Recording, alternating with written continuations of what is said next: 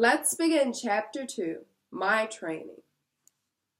As I grew, my coat became soft and bright in black color. I had one white foot and a white star on my forehead, and I was said to be handsome and strong. My master would not sell me until I was at least 4 years old. He said that young boys should not work until they were men, and colts should not work until they were fully grown horses. When I was 4, a man called Squire Gordon came to take a look at me. He said that once I had been broken in, I would do very well. My master said he would break me in himself, because he did not want me to be frightened or hurt. To break in a horse means to teach him or her to wear a saddle and a bridle. A horse must also learn how to pull a cart and know when the master wants to go fast or slow. A horse must also do what the master wants, even if the horse is tired or hungry.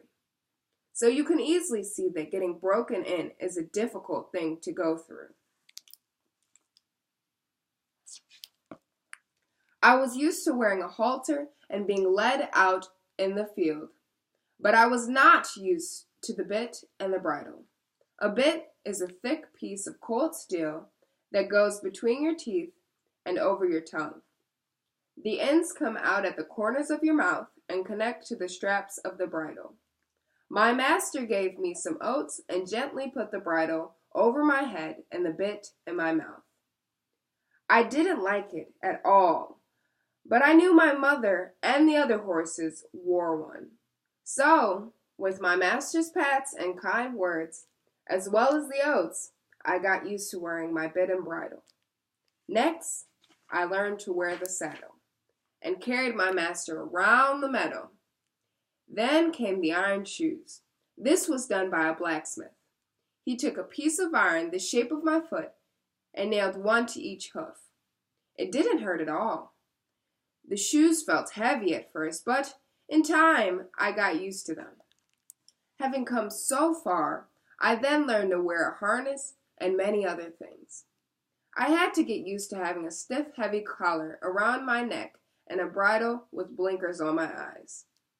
Blinkers are pieces of leather that sit on the side of your face next to your eyes. Wearing them, I could not see to either side, but only straight ahead. There was also a small saddle with a strap that went right under my tail. This was the crupper.